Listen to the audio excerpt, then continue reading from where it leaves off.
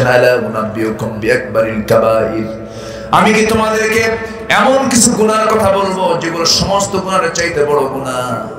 Number 1 হলো শিরক করা।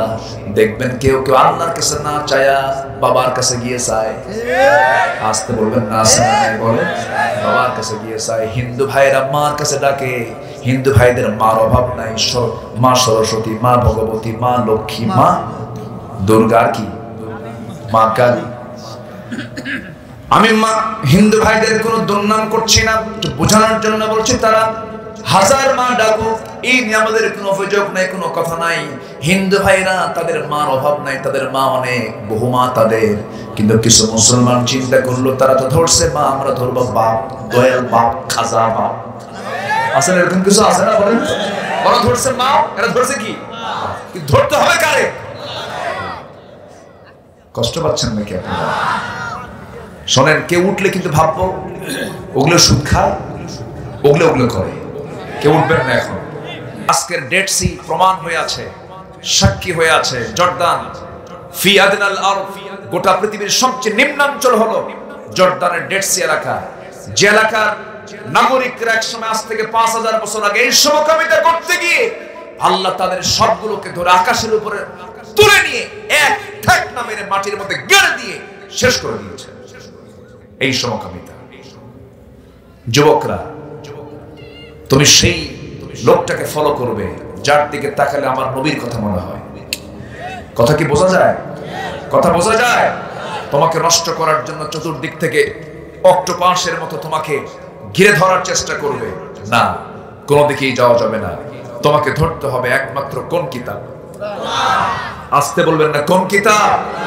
কোরআনকে ধরতে হবে।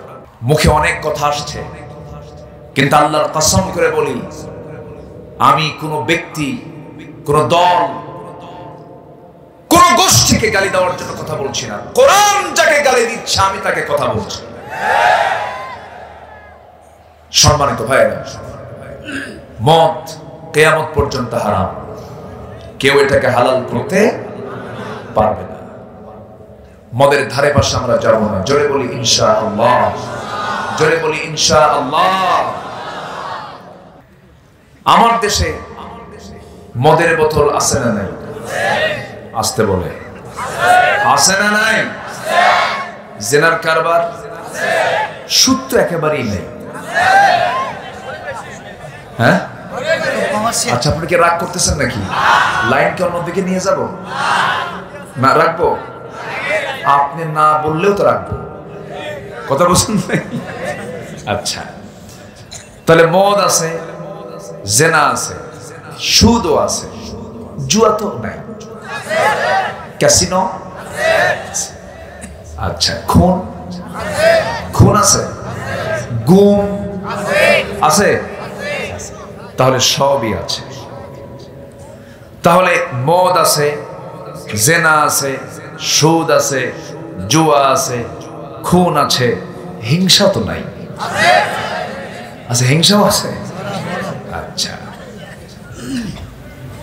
জমির আইল ঠেলাঠেলি আছে, আইল ঠেলে এলাকায় আছে। তাহলে জমির আইল না হয় এটা ব্যক্তিগত, অনেকে ব্যক্তি হিসাবেই করতেছে, কিন্তু মদ যদি হারাম থাকতো, মদের দোকান কি থাকতো? আপনারা জেনে কি হবেন জানি না, খুশি হবেন না রাগ করবেন। দর্শনায় চুয়াডাঙ্গায় একটা মদের ফ্যাক্টরি আছে। গত বছরে বেশ কয়েক কোটি টাকা লাভ হয়েছে। আলহামদুলিল্লাহ। আলহামদুলিল্লাহ কইছেন না কি কইছেন? নাউজুবিল্লাহ বলছেন? আচ্ছা, তাহলে আমাদের দেশের অর্থনীতির ভিতরে মদ বিক্রির টাকাও কিন্তু আছে। কেরু, হ্যাঁ তো।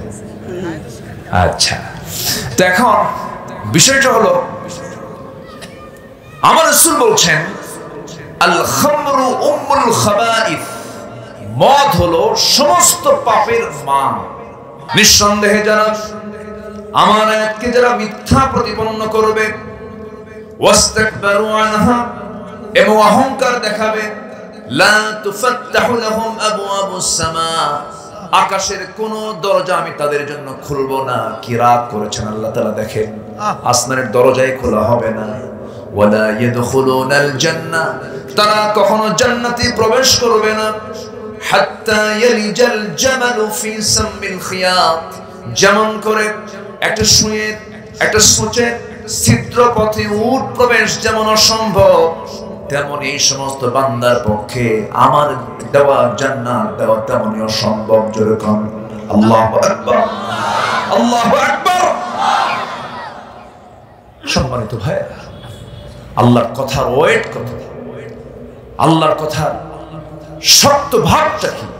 শুধু আমরা খুঁজি আল্লাহ রহমান, আল্লাহ রহিম, আল্লাহ গফফার, আল্লাহ গফুর, কিন্তু সেদিন সবচেয়ে কঠিন আকার ধারণ করবেন তিনি কে? আসতে বলবেন না তিনি কে? আমার নবীজি মাঝে মাঝে সেজদার মধ্যে অস্থির হয়ে যেতেন।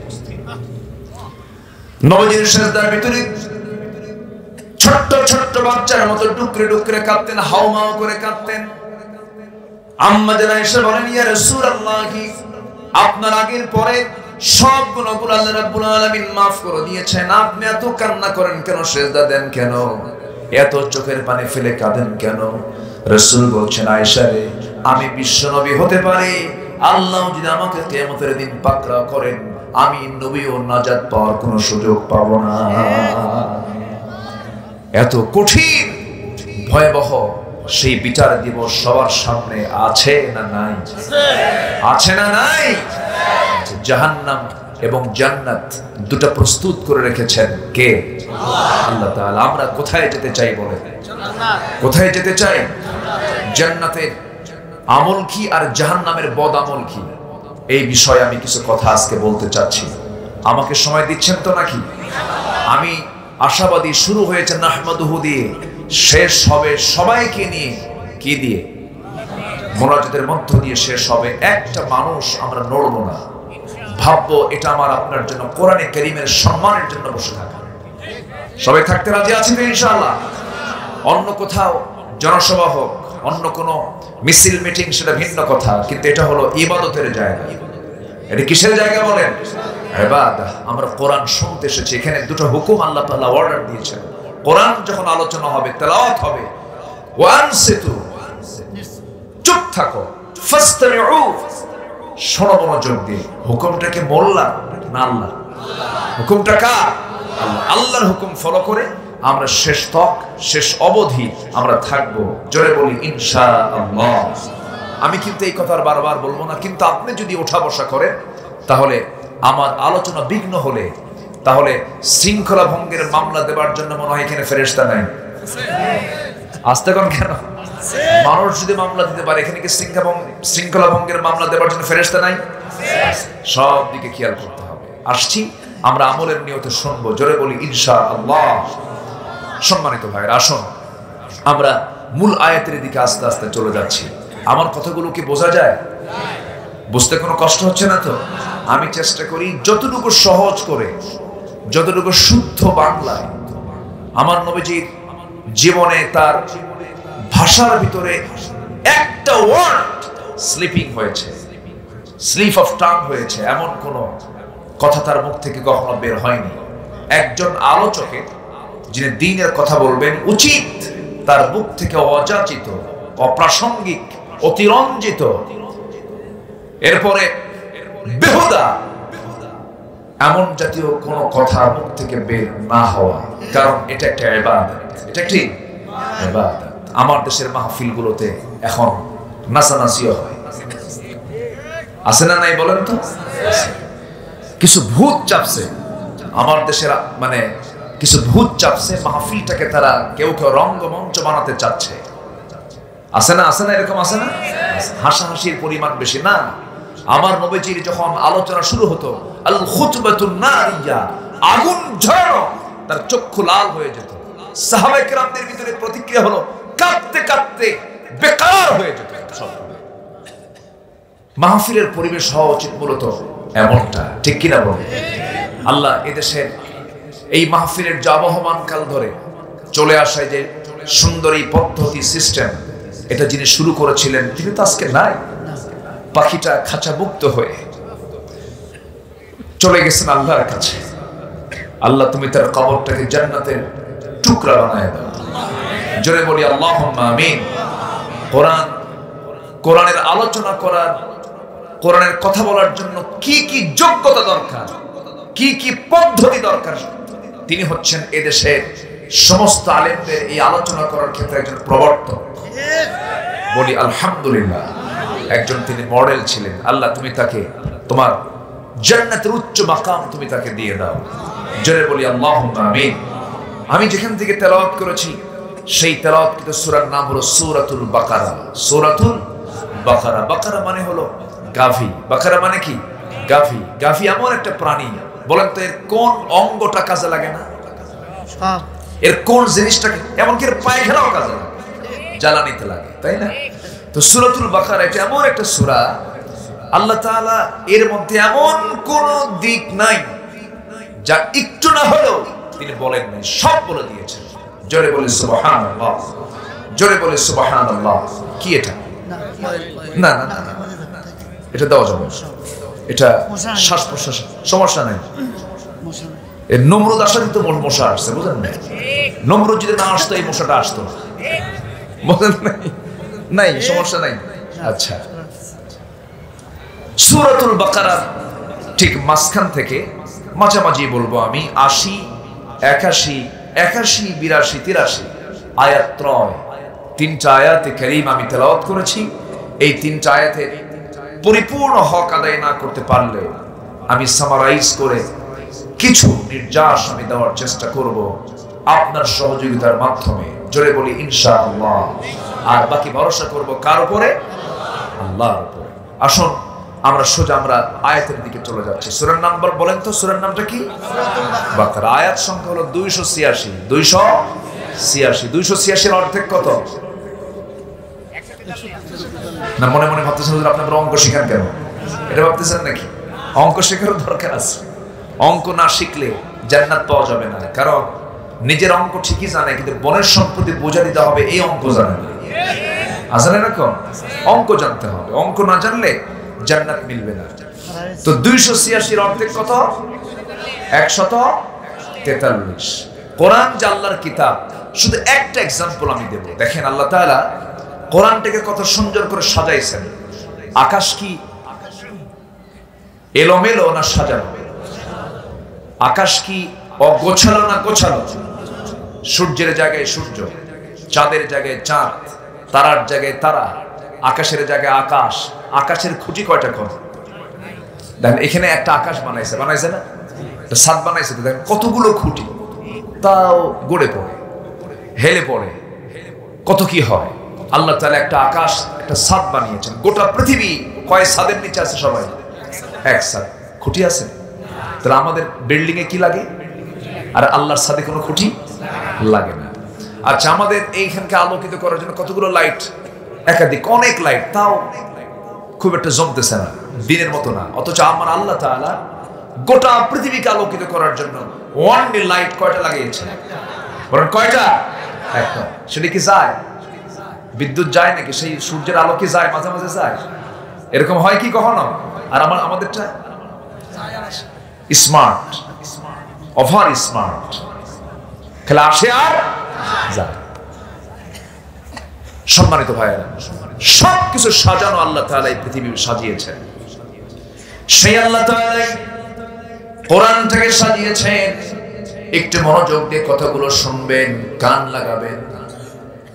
কারণ কোরআনের কথাগুলো সোজা শোনার জন্য মনোযোগ থাকতে হবে। 1 নাম্বার, গুরুত্ব দিতে হবে, মনোযোগ দিতে হবে। 143 নম্বর আয়াত, 286 অর্থে গুলো 143। কোরআন যে আল্লাহর নাজিল করা কিতাব, কোরআনের যে আয়াত যেখানে সেট করা দরকার সেখানে সেট করেছেন, একটু কম বেশি করা হয় নাই। আল্লাহ রাব্বুল আলামিন অর্থের সঙ্গে সঙ্গতি রেখে আয়াতটা সেট করেছেন। দেখেন আল্লাহ রাব্বুল আলামিন এই আয়াতে কি বলছেন?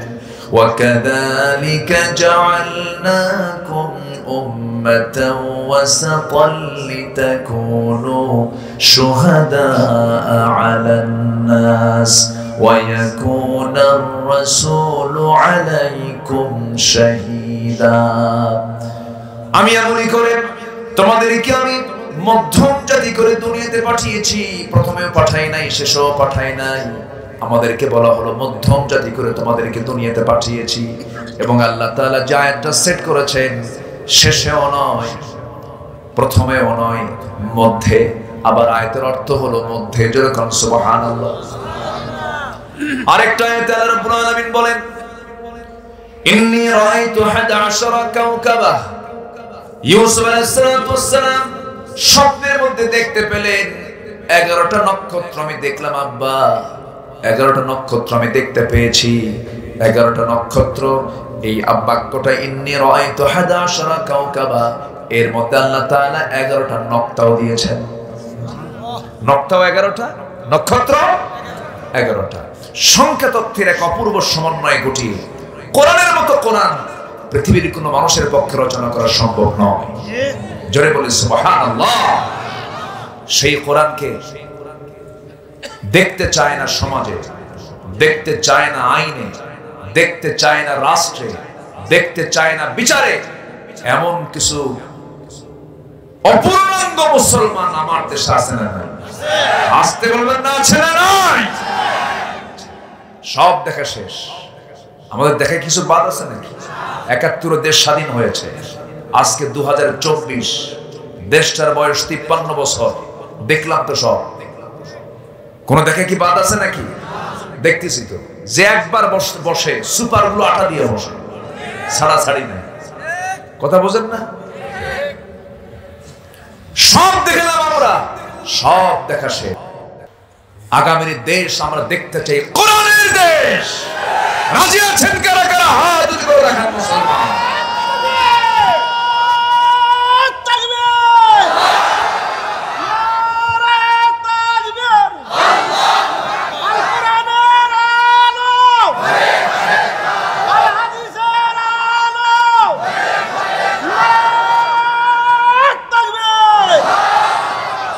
আল্লাহ কবুল করুন।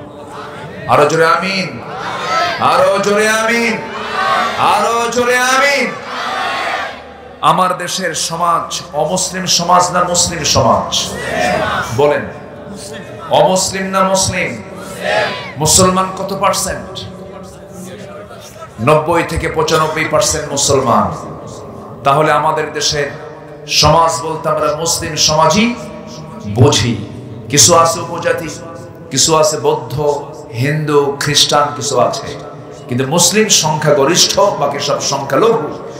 এই 95%, 90% মুসলমানের এই দেশে আমরা মুসলিম সমাজ আমরা বলতে পারি, কিন্তু আমরা কি বলতে পারি এটা ইসলামী সমাজ?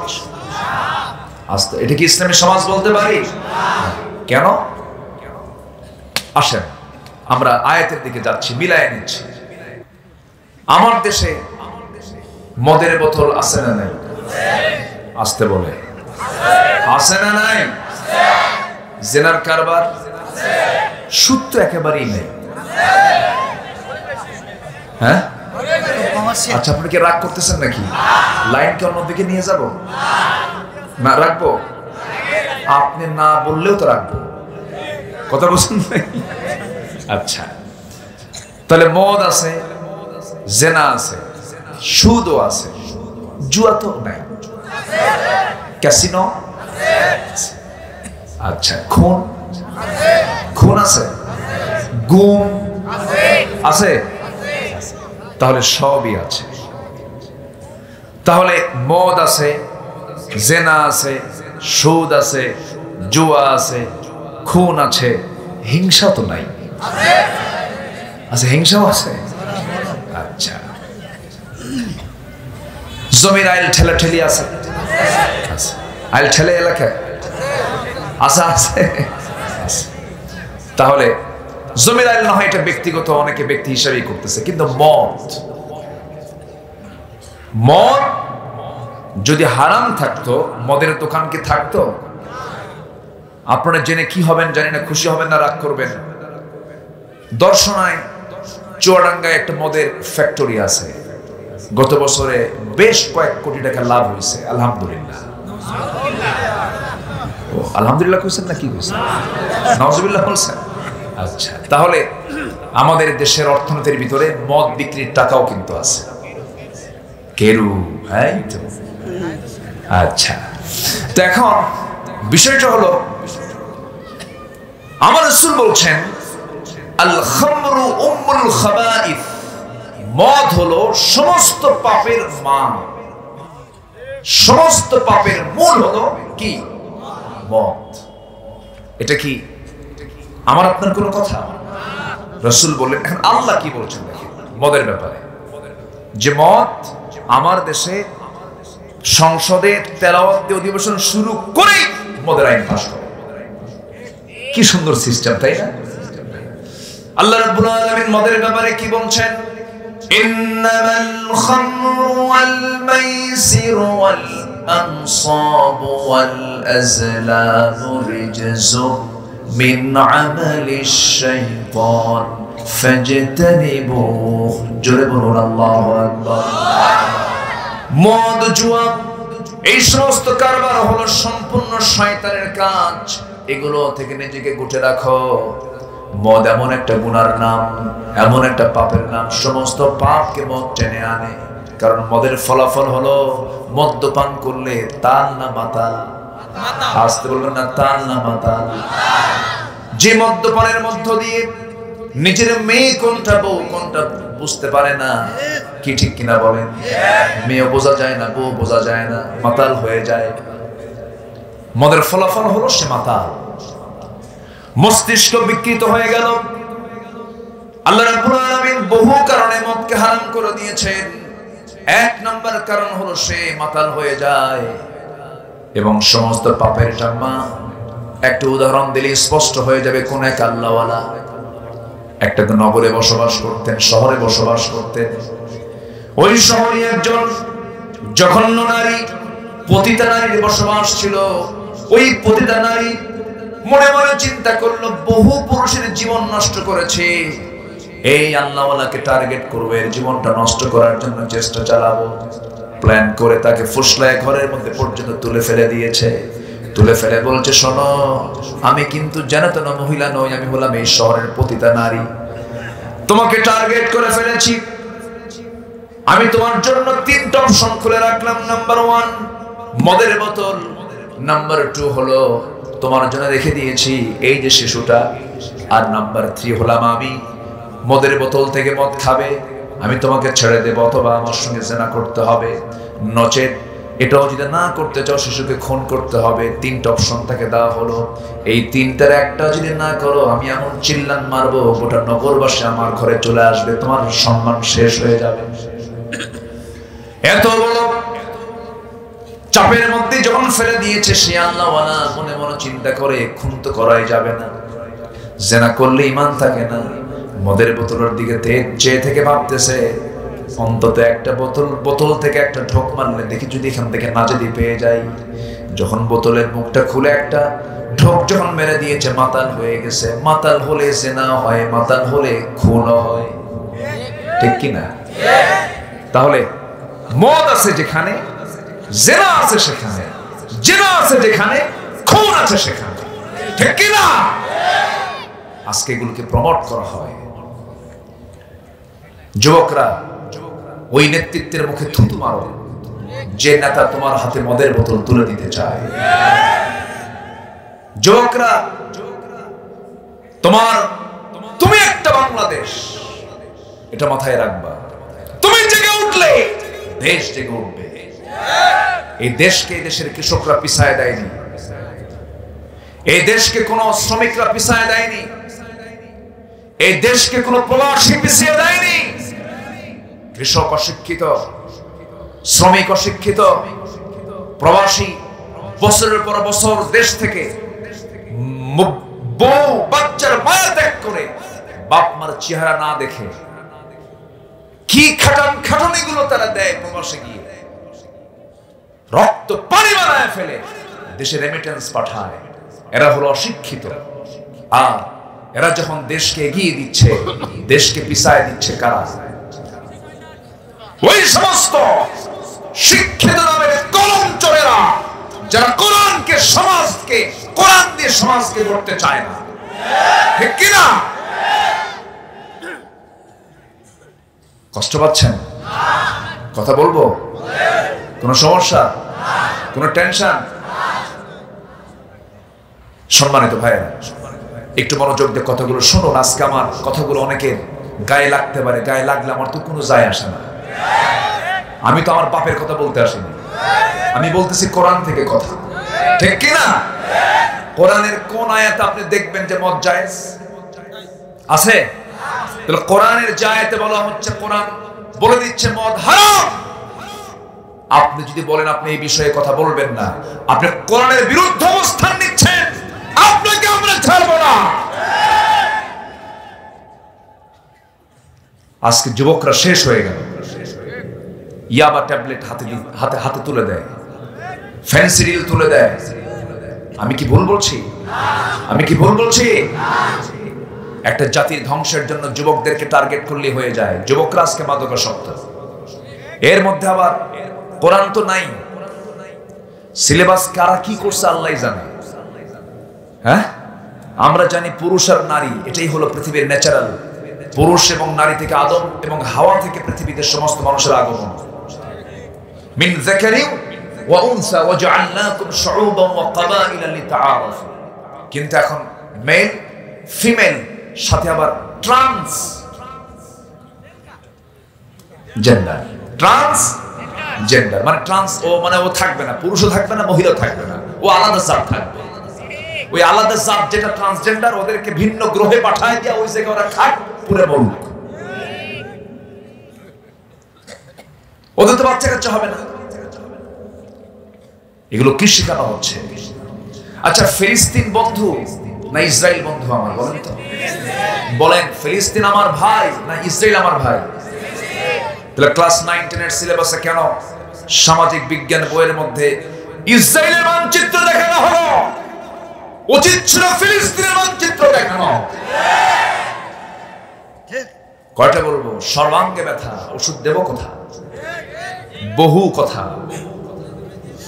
সম্মানিত ভাইয়েরা, সম্মানিত বন্ধুগণ, মুখে অনেক কথা আসছে, কিন্তু আল্লাহর কসম করে বলি, আমি কোন ব্যক্তি, কোন দল, কোন গোষ্ঠীকে গালি দেওয়ার জন্য কথা বলছি না। কোরআন যাকে গালি দিচ্ছে আমি তাকে কথা বলছি।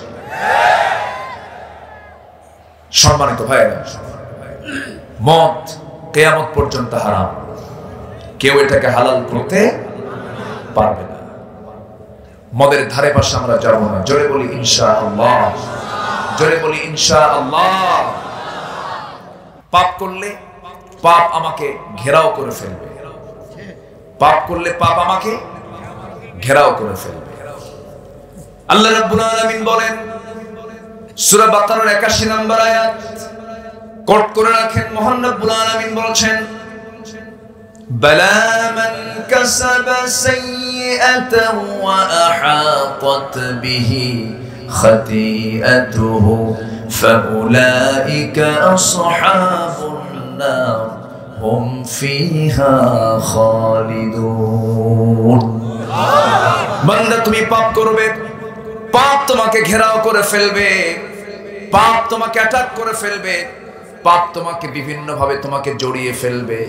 যেমন ধরুন, যদি কেউ বিড়ি খায়, বিড়ি খাইলে পরে তার ঠোঁট দেখলেই বোঝা যায় এটা কি খোর।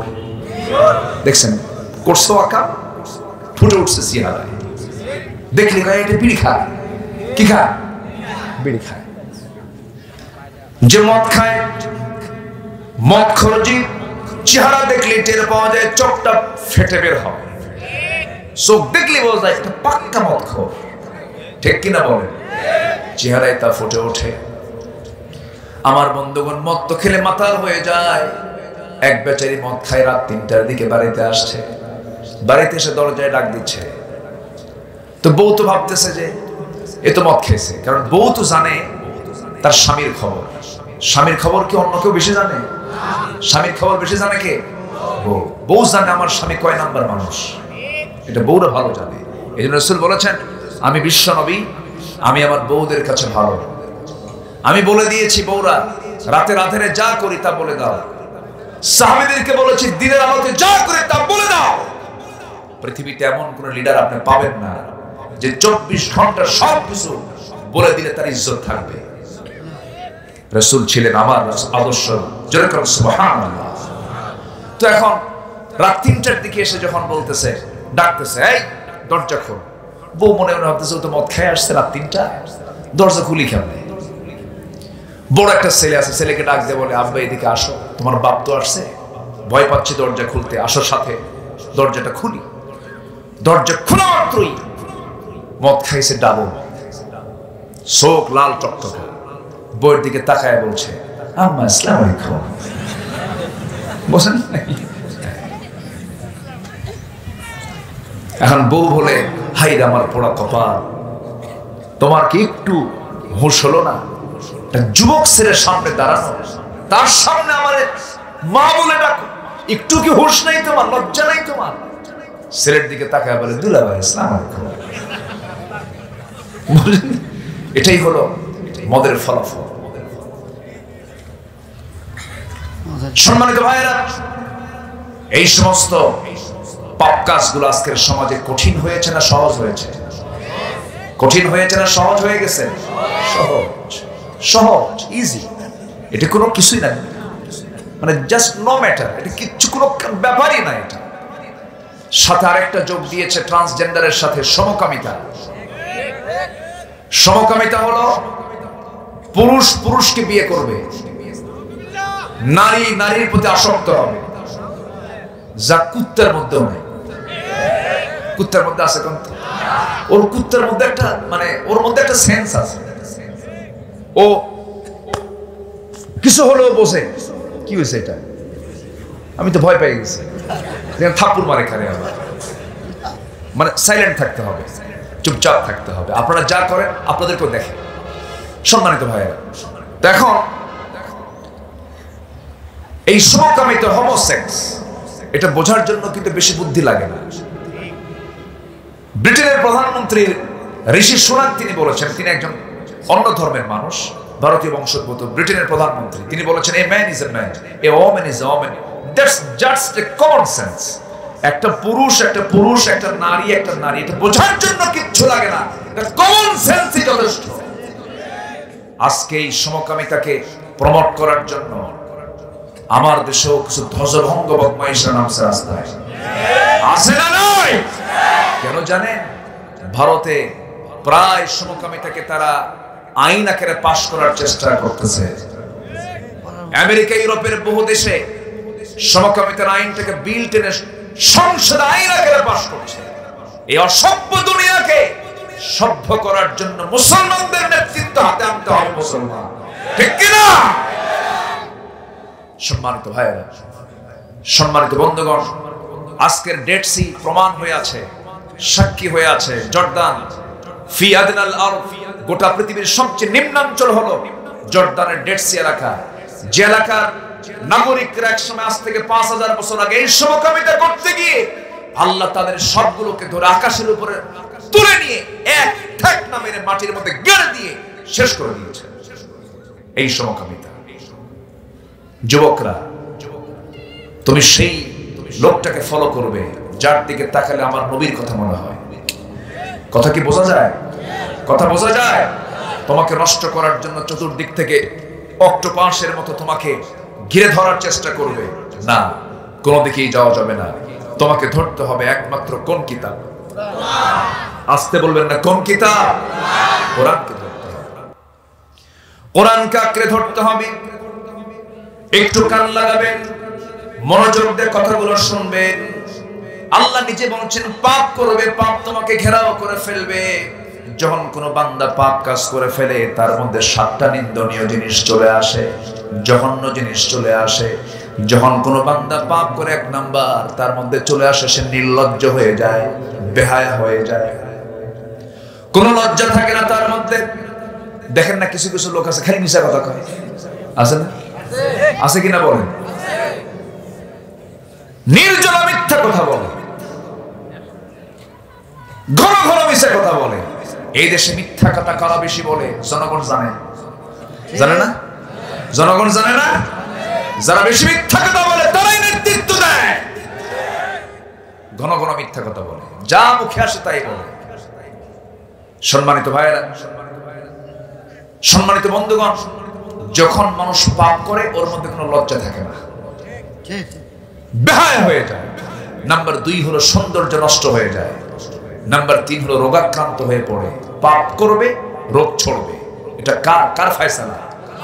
আজকের দুনিয়ায় রোগী কম না রোগী বেশি? রোগী কম না রোগী বেশি? আমার দাদার যুগে কি এত রোগী ছিল? এখন এত আধুনিক প্রযুক্তি আসার পরে রোগীর পরিমাণ বেশি। নাম্বার 4 হলো রিজিক বরকত শূন্য হয়ে যায়। যখন কেউ পাপ কাজে যাবে, রিজিকের মধ্যে কোনো বরকত থাকবে না। হাজার হাজার কোটি টাকার মালিক হবে, কিন্তু বাড়িতে যায় দেখবে বউ আরেকজনের সঙ্গে লাইন মারতেছে।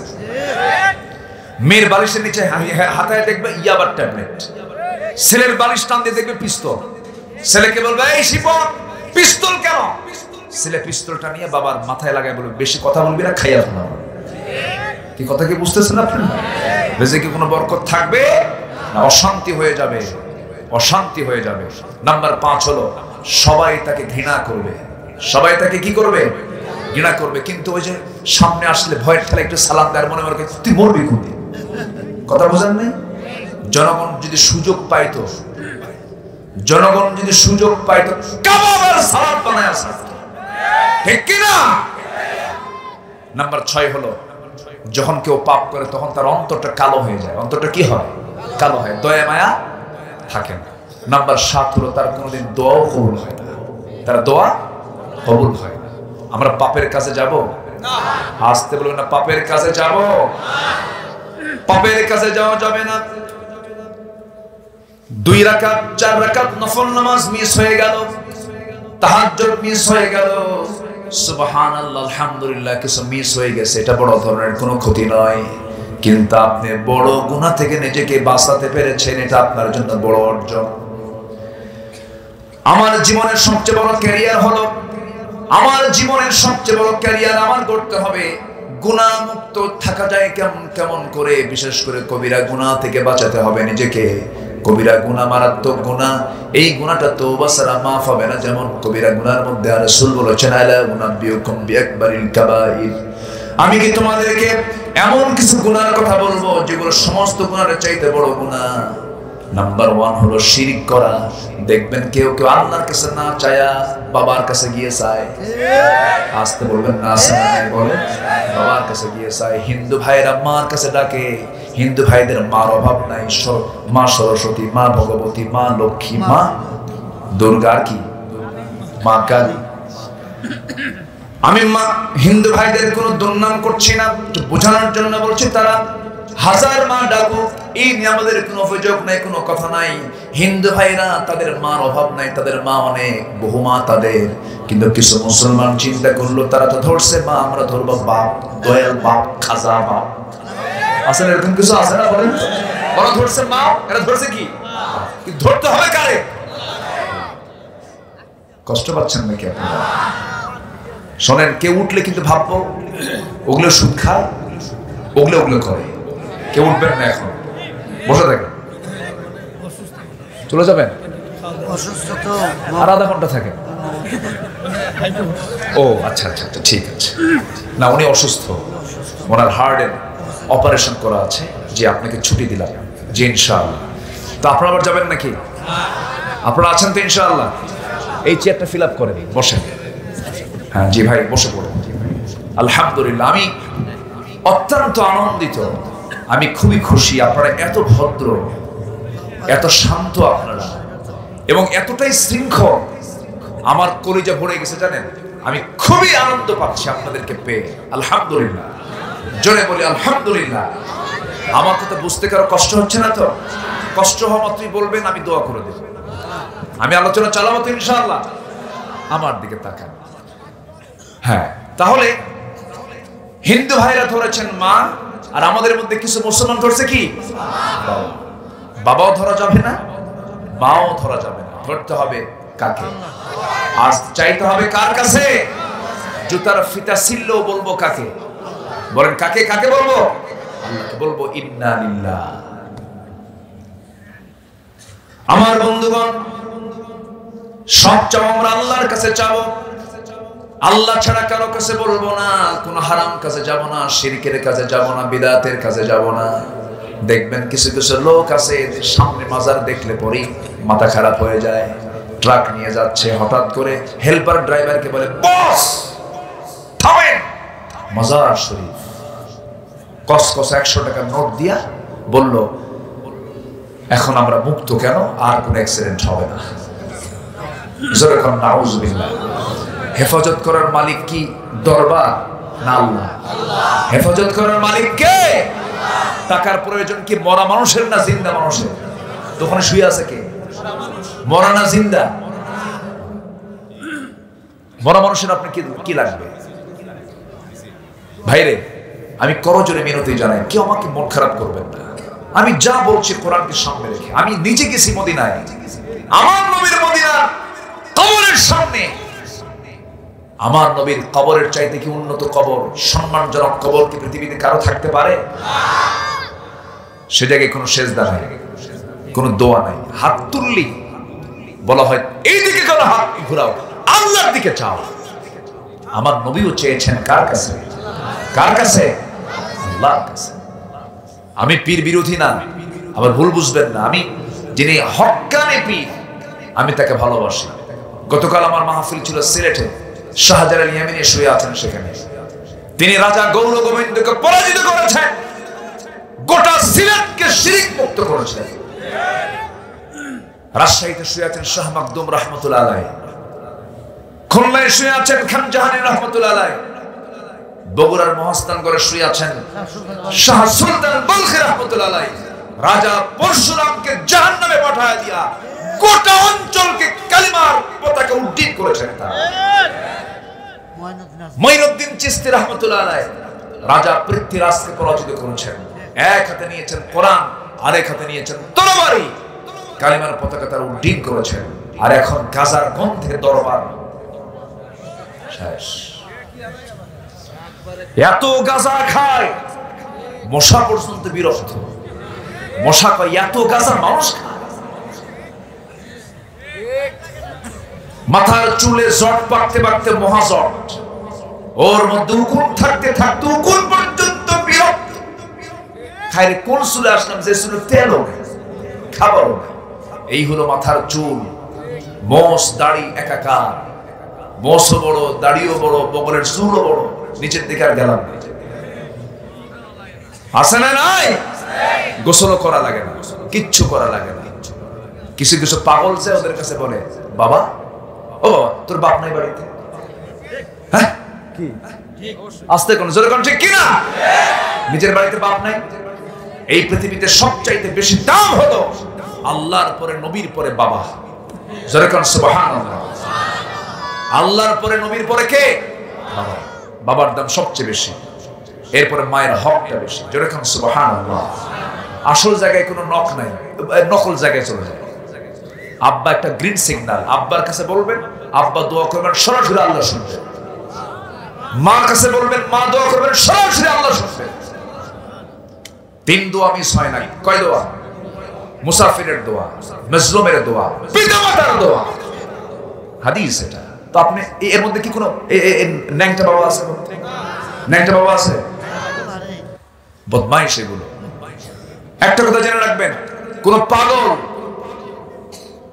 অসামাজিক, ব্যক্তিত্বহীন, মস্তিষ্ক বিকৃত ব্যক্তি কখনো আল্লাহর ওলি হতে পারে না। কথা বোঝা গেল?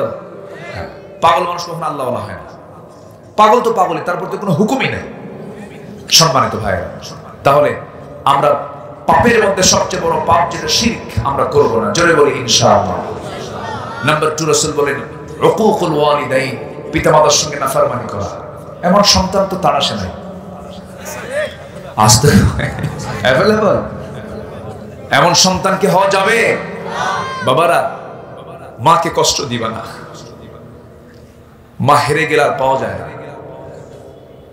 বাপকে কষ্ট দিবা না, হেরে গেলে আর পাবা না, কখনো পাবা না। পরে আফসোস করবা, আরে কি হারাইছি। এই যে বুড়ো চাচা বসে আছে যারা, আমার এই কথা শুনে তাদের চোখে কিন্তু পানি এখন। যারা বাপ হারাইছে তারা বুঝে কি সম্পদ আমরা হারাইছি। পৃথিবীর কোথাও কেউ শেল্টার না দিলে বাপ শেল্টার,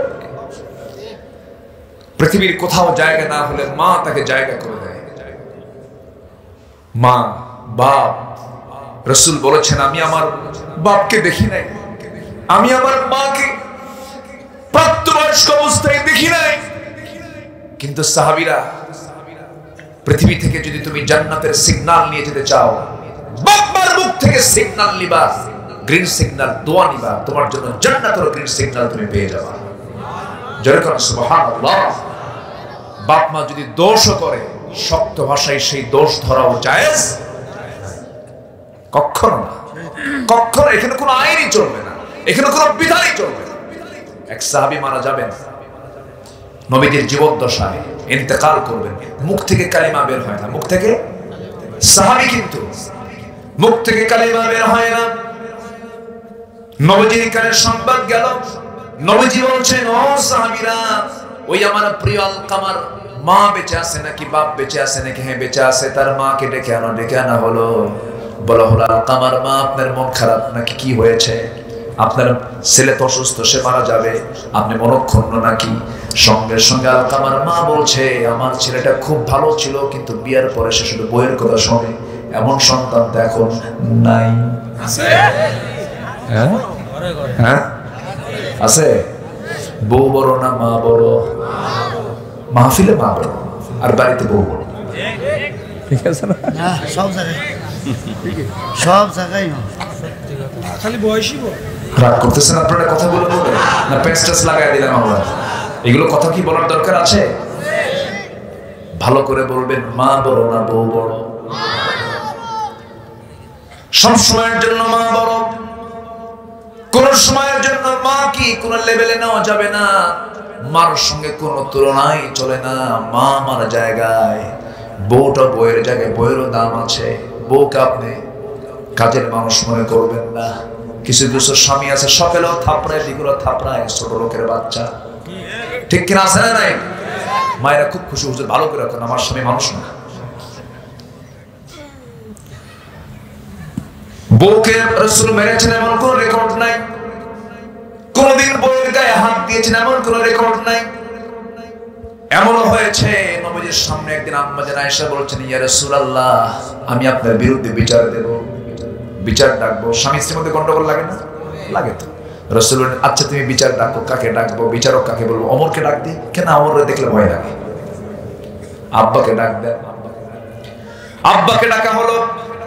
রাসূল যখন শুনলেন আবু বকর বিচার করার জন্য আসতেছে, কিন্তু বিচারকের ভাব হবে সমস্ত কথাগুলো শোনার পরে রায় দেওয়া। কিন্তু বিচারক এমন বিচারক, ভিতরে ঢুকে তিনি খুঁজতেছেন তার মেয়ে আয়েশাটা কোথায়, আজকে মেরেই ফেলবো রে। কথা বলেন, মেরেই ফেলবো রে।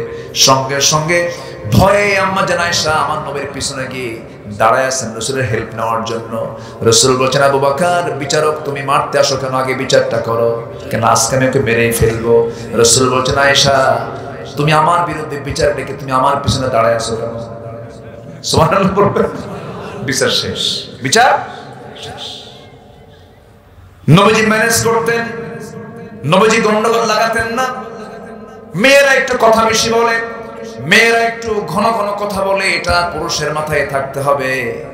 মেয়েরা কথা বলবে সারা দিনে 5000 শব্দ, আর পুরুষরা কথা বলে দিনে 2000 শব্দ। কয় হাজার বেশি? কয় হাজার বেশি? মাথায় রাখতে হবে। বেগুন কিনছেন, বেগুন কেনার পরে যদি বর্ষাকালের বেগুনে পোকা কম হয় না বেশি হয়? বেশি হয়। বর্ষাকালের বেগুন কিনে নিয়ে বাড়িতে গেছেন, পচা বেগুন, পোকার ভিতরে টের পান নাই। বটিতে কুটতে নিয়ে যদি একবার পোকা বের হয়, বেগুনের তফসিল হবে 3 ঘন্টা একটানা। ঠিক আছে না? আল্লাহ তাআলা মেয়েদেরকে এরকম করে বানাইছে। মেয়েরা কথা বলে কেন বেশি? সন্তান লালন পালন করতে গেলে কথা বলার কম প্রয়োজন হয় না বেশি হয়? বড় কম হয় না বেশি হয়? এক কথা একবার বলতে হয় না, বারবার বলতে হয়। সন্তানকে করে নিয়ে বলে, আব্বা থামো, আব্বা থামো, ও ময়না, ও সোনা, ও আত্মা সুমা খায়। আবার বলে, আবার থামো, বারবার বারবার করে বলে। এই দায়িত্ব যদি কোনো বাপকে দেওয়া হয়, হয়তো বলবে একবার, বাবা থাম, থাম বাবা, থাম, থাম। ঠিক আছে না? কি কথা কি বুঝতেছেন আপনারা? আল্লাহ তাআলা এই জন্য মেয়েদের কথার পরিমাণ কমায় দিয়েছেন না বাড়ায় দিয়েছেন? আল্লাহ। তাহলে মেয়েদের কথা বলার দরকার আছে না নাই বলেন? ওরা কথা বেশি বলুক, আপনি শুনে যাবেন, আপনি শুনবেন, আপনি ধৈর্য ধরবেন, পরিবারটা জান্নাতের টুকরা হয়ে যাবে। জোরে বলে সুবহানাল্লাহ। মায়ের সঙ্গে বইয়ের গন্ডগোল লাগে না? আজ থেকে লাগে কিনা বলেন? এখন কিন্তু আমার মায়েরা খুব মনোযোগ দিয়ে শুনতেছে, দেখি তো হুজুর কোন দিকে যায়। মায়ের সঙ্গে শাশুড়ির গন্ডগোল, কি বলে, মায়ের সঙ্গে বইয়ের গন্ডগোল, ছেলে বইয়ের গন্ডগোল লেগে থাকে। এই বিষয়টা বিশেষ করে সন্তানকে মাথায় রাখতে হবে। মার গুরুত্ব বুঝতে হবে, স্ত্রীর গুরুত্ব বুঝতে হবে, দুইজনকে দুই রকম বুঝ দিতে হবে। বউকে বলতে হবে, শোনো আমার বউ, মা তো বুড়াই হয়ে গেছে, বাঁচবে আর কয়দিন, একটু না ধৈর্য ধরো। আমি তোমার প্রিয় স্বামী, আমার মতো আমি তোমার স্বামী, আমাকে আমার মা পেটে ধারণ করেছেন। সুন্দর করে মায়া দয়া শেখায় তাকে বুঝাবেন, সুন্দর করে বলবেন আপনি। আবার মাকে বলবেন, মা আমি তোমাকে ডাকছি কখন মা বলে বলো। তোমার পেট থেকে জন্ম নিয়ে কি আমি তোমাকে না মা ডাকছি নাকি? না, তুমি আমার মুখে মা ডাকটা শুনছো কয়দিন পর বলো, বাবা তুই কথাই বলতি না, 2.5 বছর পার হয়ে গেছে, এরপরে তুই আম্মা ডাকছিস। ও মা, আমি তোমার পেট থেকে জন্ম নিলাম, আমার এই দুনিয়াতে আসার পরে তুমি এত যত্ন করেছো, 2.5 বছর টানা সেবা করার পরে, যত্ন করার পর আমার মুখ থেকে একটা ডাক শুনেছ মা। কিন্তু আমার এই বউটা অন্য বাড়ি থেকে বাপ মা ছেড়ে সব কিছু ছেড়ে সে চলে আসছে আমার বাড়িতে। আজকে সেই দেখে প্রথম দিন থেকে তোমাকে ডাক দিয়েছে মা। মা তুমি খুশি হও না কেন? বুঝায়া বলবেন, সব ঠান্ডা হয়ে যাবে। বলেন আলহামদুলিল্লাহ। ওয়াজের দরকার আছে না নাই? বলেন বাড়িতে ওয়াজের দরকার আছে না নাই? ওয়াজ না দেখলে বুঝাবেন, কাম হবে না, বোঝাতে হবে। জোরে বলি ইনশাআল্লাহ, জোরে বলি ইনশাআল্লাহ। কোন মা বাবার সঙ্গে খারাপ আচরণ করা যাবে? আলকামার মাকে রাসূল বললেন, আলকামার মা আপনার ছেলে তো মারা যাচ্ছে, অসুস্থ সে, আপনি কি রাগ করছেন? হ্যাঁ আমি রাগ করছি। কেন? আমার চাইতে বইয়ের কথা বিশেষ হবে। নবীজি কিচ্ছু বললেন না। নবীজি বললেন, আলকামার মা আমার সে সাহাবী, আমি তার পক্ষ থেকে আপনার কাছ থেকে মাফ চেয়ে নিচ্ছি, আপনি তাকে মাফ করে দেন। কিন্তু মা বলতেছেন, ইয়া রাসূলুল্লাহ আমি খুব রাগ করেছি, আমি তাকে মাফ করব না। রাসূল বেশি কিছু বললেন না, কারণ বেশি কিছু বললে যদি আরো কড়া কথা বলে ফেলে দেয়, কারণ মায়ের মুখের কথা হলো আইন। মায়ের মুখের কথা কি? আইন, চূড়ান্ত হয়ে যায়। আমার নবী কিছুই বললেন না, শুধু বললেন, ওই আলকামার মার সামনে বলেন, সাহাবীরা জ্বালানি সংগ্রহ করো, আগুন সংগ্রহ করো, অবাধ্য সন্তানকে আগুনে জ্বালিয়ে ভস্ম করে দেব। সঙ্গে সঙ্গে আলকামার মার চক্ষু বেয়ে টপ টপ করে পানি পড়ছে আর বলছে, ইয়া রাসূলুল্লাহ আপনি কার সন্তানকে আগুনে জ্বালাবেন? অবাধ্য সন্তানকে। হুজুর 10টা মাস পেটে ধারণ করেছি, কত কষ্ট করেছি, দুধ পান করাইছি, আমার সন্তান যত বেয়াদবি করেছে সমস্ত বেয়াদবি আমি তাকে মাফ করে দিলাম। আলকামার জামান থেকে বের হয়ে গেছে, আশহাদু আল্লা ইলাহা ইল্লাল্লাহু ওয়াহদাহু লা শারীকা লাহু ওয়া আশহাদু আন্না মুহাম্মাদান আবদুহু ওয়া রাসূলুহু। আমার ভাইয়েরা, বড় বড় গুনাহগুলো করা যাবে না। গুনাহ করলে পরে আমি জাহান্নামের বাসিন্দা হয়ে যাব, চিরকাল সেই জায়গায় থাকতে হবে। এবার আল্লাহ তাআলা 2 নম্বর আয়াতে আসি। 2 নম্বর আয়াতে আল্লাহ তাআলা কি বলছেন? কষ্ট পাচ্ছেন? আল্লাহ তাআলা বলছেন, ওয়াল্লাযীনা আমানু ওয়া আমিলুস সালিহাত উলাইকা আসহাবুল জান্নাহ হুম ফিহা খালিদুন। আল্লাহর কথাগুলো কত সুন্দর। যেখানে ভয়ঙ্কর কথা বলেছেন সেখানে আশার কথা বলেছেন। কিছুক্ষণ আগে কি ভয়ের কথা বললেন, এবার বলছেন, বান্দা শোন, তোর মা তোকে যতটুকু ভালোবাসে, তোর বাপ তোকে যতটুকু ভালোবাসে, তোর স্ত্রী তোকে যতটুকু ভালোবাসে, আমি তার চাইতে লক্ষ লক্ষ কোটি কোটি গুণ বেশি ভালোবাসি। বান্দা তুই আমার দিকে আগে আসবি 1 হাত, আমি তোর দিকে আগে আসবো 10 হাত। তুই আমার দিকে হেঁটে হেঁটে আসবি, আমি তোর দিকে দৌড়া দৌড়া যাব। আমি তোকে জান্নাত দেওয়ার জন্য আমি অস্থির হয়ে যাব। ও বান্দা তুই আমার কাছে সম্মানজনক সেজদা দিয়ে দে, আমাকে সম্মান দে, আমাকে সেজদা দে, আমি তোর তামাম জিন্দেগীর সমস্ত গুনাহগুলো মাফ করে দেব। যেরকম সুবহানাল্লাহ। সবার আগে আমরা সন্তুষ্ট করব কাকে? আসতে বলবেন না, কাকে? নামাজ না পড়ে, নামাজ না পড়ে 5 ওয়াক্ত সবাইকে নামাজ পড়তে রাজি আছেন নাকি? নামাজ পড়ে তো কয় ওয়াক্ত বলেন? তো হাত তুলে দেখান তো কারা কারা পড়তে চান নামাজ। জোরে বলি ইয়া আল্লাহ, আমাদেরকে 5 ওয়াক্ত সালাত আদায় করা তৌফিক তুমি আল্লাহ দিয়ে দাও। জোরে বলি আমিন, আরো জোরে আমিন, আরো জোরে আমিন। এই গ্রামের নাম কি? খালকুলার। এই গ্রামকে আমরা দেখতে চাই। আগামী 1 বছর টার্গেট করবেন যুব সমাজ। আগামী 1 বছরে এই গ্রামকে আমরা দেখতে চাই বেনামাজি মুক্ত একটি গ্রাম। জোরে বলি ইনশাআল্লাহ, আর জোরে বলি ইনশাআল্লাহ। এই যে ওঠে কেন? এই যে বসেন মুরব্বী, একটু বসেন, বসেন। না না, এইভাবে বলা যাবে না, একটু বসেন। আর একটু, আমি আর একটু সময় চাচ্ছি, চেয়ে নিচ্ছি সময়। কেউ যাবেন না। একটা মাহফিলে একটা লোক উঠে গেলে তাকে দেখে আরেকজন ফলো করে। একটু বসেন। আপনার ওঠার কারণে আরেকজন উঠে যাবে, এটা আপনার জন্য লস পয়েন্ট। বসেন। সম্মানিত ভাইয়েরা, আমি 9টায় উঠতে চাইছি, আমি আসছি অনেক আগে, একটু দেরি হয়ে গেছে। যাই হোক, একটু ধৈর্য ধরি, আর একটু সময় থেকে মায়ারটা আমাকে শেষ করতে দেন।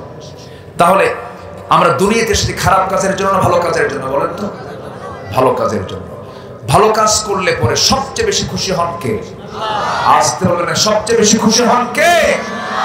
আমাকে খাওয়ান কে? আমাকে দেখেন কে? আমাকে পড়ান কে? আমার চোখ দিয়েছেন কে? আমার কান দিয়েছেন কে? আমার নাক দিয়েছেন কে? সব কার অবদান। অতএব আমার সবার আগে সন্তুষ্ট করা দরকার কাকে? আল্লাহকে। আল্লাহ শুধু আমাকে দেখেন না সবাইকে দেখেন? কালকে একটা রিসার্চ করে দেখলাম, একটা স্থলভাগ এবং জলভাগের সবচেয়ে একটা বড় প্রাণী তিমি মাছ। কি মাছ? তিমি মাছ। এই তিমি মাছের হার্ট, যে আছে হার্ট, এই হার্টের ওজন হলো 600 কেজি। কেউ তো সুবহানাল্লাহ বললেন না? একটা প্রাণীর তিমি মাছের হার্টের ওজন হলো 600 কেজি, মানে ছোট মোটো একটা ট্রাক ওজন। এই তিমি মাছের হার্ট, এই হার্ট বিট হয় প্রতি মিনিটে 8 থেকে 10 বার। আর হার্ট বিটের যে আওয়াজ, হৃদস্পন্দন যে হয়, স্পন্দন যে হয়, এই আওয়াজটা শোনা যায় 3 মাইল দূর থেকে। জয় কোন সুবহানাল্লাহ। হার্টের ওজন যদি হয় 600 কেজি, ও খায় কয় কেজি? কম। কে খাওয়ান? আসতে বলবেন না, কে খাওয়ান? আল্লাহ খাওয়ান। আবার দেখেন আশপাশে এখন তো সেই তাল গাছ নাই, তাল গাছে বাসা বাঁধে বাবুই পাখি, তাই না? চড়ুই পাখি, বাবুই পাখি, কি সুন্দর তার বাসা। ওর মতো আধুনিক জীবন যাপন পৃথিবীর কোনো মানুষ করতে পারে না। আপনি ঢাকা থেকে ধরেন আপনি চলে যাবেন মালয়েশিয়া, বিমানে চড়বেন, এখান থেকে যেতে হবে ঢাকা, ইমিগ্রেশন ক্রস করতে হবে, কত কি করতে হবে, কত ঝামেলা, কত টেনশন। বাবুই পাখির এমন কোনো কি টেনশন আছে? বাবুই পাখি ওর বাসার সামনেই হচ্ছে তার মানে ল্যান্ডিং, তার বিমানটা এখানে ল্যান্ড করে, আবার এখান থেকে সে উঠায়। তার লাইফ স্টাইলটা কত উন্নত। সে থাকে একদম গাছের উপরে, সিডর, আইলা, বুলবুল, নার্গিস, ফণি, ঝড়, সাপটা, আমার আপনার বাড়ির সব শেষ। তাল গাছও ঠিক, বাবুই গাছও, বাবুই পাখিও ঠিক। যেরকম সুবহানাল্লাহ, কি সুন্দর তার বাসার ডিজাইন গুলো। কি পৃথিবীর কোন আর্কিটেক্ট, ইঞ্জিনিয়ার, পৃথিবীর কোন সিভিল ইঞ্জিনিয়ার ওই রকম করে বাবুই পাখির একটা বাসা বানাতে পারবে?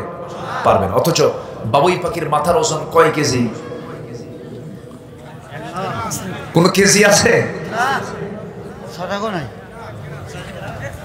বাবুই পাখির মাথার ওজন তো, ওর মধ্যে মানে চুল আছে, চামড়া আছে, অনেক কিছু। ওর মধ্যে যে ব্রেনটা, যে মগজ, এই মগজ হবে বড় জোর একটা মোটর দানার মতো, একটা মোটর দানার মতো। এই ছোট্ট ব্রেনের ভিতরে কি সুন্দর করে সে বাসা বানালো, কি সুন্দর করে যখন সে বাইরে বের হবে, সে যখন তার বিমানটা চালু করবে, তার মেশিনের ব্রেনের ভিতরে একটা মানে কি বলে একটা ফাংশন সে অন করে, দুই দিকের পাখাটা অন করে বিশাল একটা সফরে বের হলো। কোথায় কোন খাবারগুলো আছে, খাবারগুলো নেয় আর মুখ থেকে বলে লা ইলাহা, লা ইলাহা ইল্লাল্লাহ। কে দেখেন? সব প্রাণী জিকির করে কার? আর মানুষ জিকির করে কার? নেতা। জিকির করে কার? নামাজ নাই, কালাম নাই, কিচ্ছু নাই, ও একদম সারাদিন ধরে পড়ে আছে। এগুলো করার সময় নাই আমাদের। সবার আগে আমরা সন্তুষ্ট করব কাকে বলে? আল্লাহকে আমরা সন্তুষ্ট করব। দুনিয়া থেকে আমি আপনি বিদায় হয়ে যাব, আমার আপনার জন্য সবার চেয়ে সবচেয়ে আমার প্রিয়জন হবেন আমার আল্লাহ তাআলা। নাম্বার 2 হলেন মুহাম্মদ সাল্লাল্লাহু আলাইহি ওয়াসাল্লাম। আমি যদি ঈমান টানতে পারি, ঈমান টানতে হবে কার উপরে? আমার দেশে বহু লোকের নামই আছে ঈমান আলী, নামাজ পড়ে না। নাম হলো রমজান আলী, রমজান মাসে দুপুরবেলা ভাত খায়, আছে না? নাম হলো হিম্মত আলী, সাইকেলের চাকা পাশ হয়ে শীত হয়ে পড়ে। নাম হলো বাদশাহ মিয়া, ভিক্ষা করে। কি করে? ভিক্ষা করে। নাম হলো আদর আলী, গোটা গায়ে গাজার গন্ধ। গোটা গায়ে কিসের গন্ধ? গাজার গন্ধ। আমার ভাইয়েরা, আমার বন্ধুগণ, বাপ মুজাহিদুল ইসলাম, দাদা শহীদুল ইসলাম, নিজের শরীফুল ইসলাম, তিন ইসলাম থাকার পরেও নামাজ নাই। আছে না নয়? ঈমানটা আমরা ভালো করে আনবো। জোরে বলি ইনশাআল্লাহ। আমার জীবনের চাইতে বেশি প্রিয় মনে করব দ্বিতীয় মুহাব্বত যার উপর হবে, তিনি হচ্ছেন মুহাম্মদ সাল্লাল্লাহু আলাইহি ওয়াসাল্লাম। বুকটা ফেটে যায় আমার দেশে এই বিগত 15-20 বছরে রাসূলকে যে গালি দেওয়া হয়েছে, পৃথিবীর অন্য কোন দেশে এত গালি দেওয়া হয়নি, এখনো চলছে। আছে না নাই? আমার মনে হয় কি জানেন, একটু কান লেগে কথাটা শুনবেন। আমার যতটুকু ভাঙ্গাচোরা গবেষণা, আমার নবীজি প্রতি আল্লাহ তাআলার যে বান্দা পৃথিবীতে যত আসছেন, নবীর পরে, রাসূলের পরে দামি ব্যক্তি হলো সাহাবীরা। দামি ব্যক্তি কারা? সাহাবীরা। নবীদের পরেই তাদের জায়গা। কেন? সাহাবীদের ব্যাপারে আমার যতটুকু গবেষণা, এর এক নাম্বার কারণ হলো সাহাবীরা নিজের জীবনের চাইতে সত্যিকারই রাসূলকে বেশি ভালোবেসেছেন।